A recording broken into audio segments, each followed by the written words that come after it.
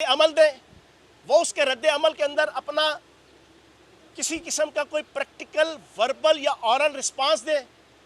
राणा सनाउल्लाह मूछों वाले बांदर, कान खोल के सुन लो, तुम्हारी ये टकटलियां रस्सी जल गई पर बल नहीं गया।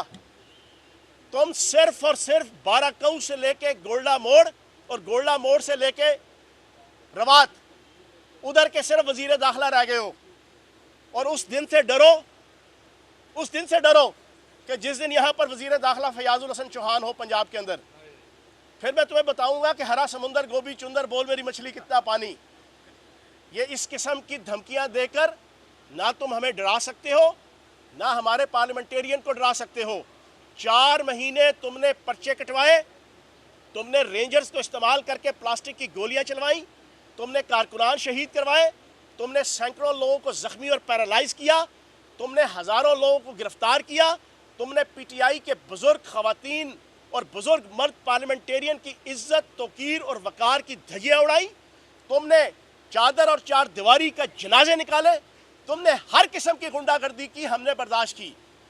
परसों से हम इलेक्शन जीते हुए हैं, हमारे किसी लीडर ने मेरे समेत अपने किसी बयान और प्रेस कॉन्फ्रेंस में ये नहीं कहा कि हम इसका बदला नून लीग की क़यादत से लेंगे। हमने नहीं कहा, ना हमारी ये सियासत है। हमने ये कहा कि वो ब्यूरोक्रेसी और वो पुलिस और वो अफसर कि जो शाह से ज़्यादा शाह के वफादार रहे और जिन्होंने आइन और कानून की धज्जियां उड़ाकर 4 महीने गुंडागर्दी और बदमाशी की सियासत की, हम उनको पीडा एक्ट के तहत इखलाक और कानून के अंदर के दायरे के अंदर रहते हुए एहतसाब के शिकंजे में लाएंगे।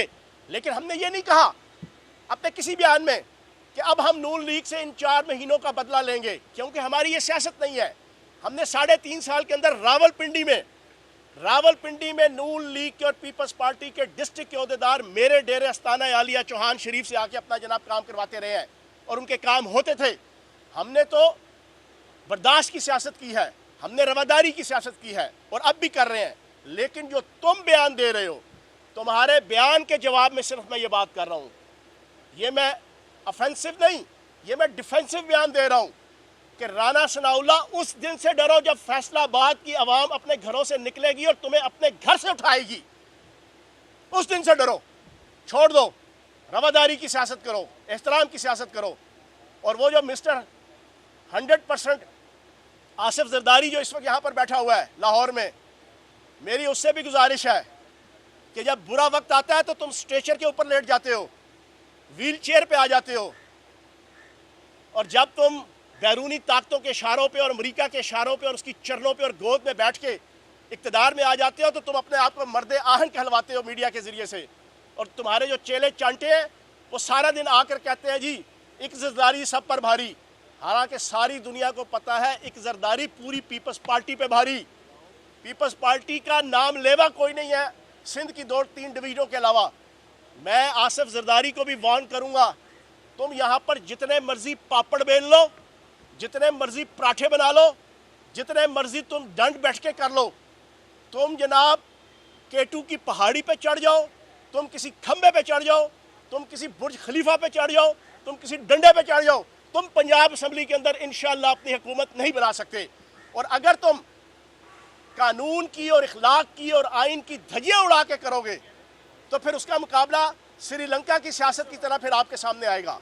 मैं पाकिस्तान के अदालतों को, अदारों को और मुखालफीन को एक मैसेज दूंगा, खुदारा जो 4 महीने आइन और कानून की धज्जियां उड़ाई गई हैं, अब पंजाब के अंदर ये दोबारा प्रैक्टिस मत करना। अगर पंजाब में ये दोबारा प्रैक्टिस हुई तो फिर श्रीलंका की आवाम की तरह यहाँ पर इंकलाब आएगा।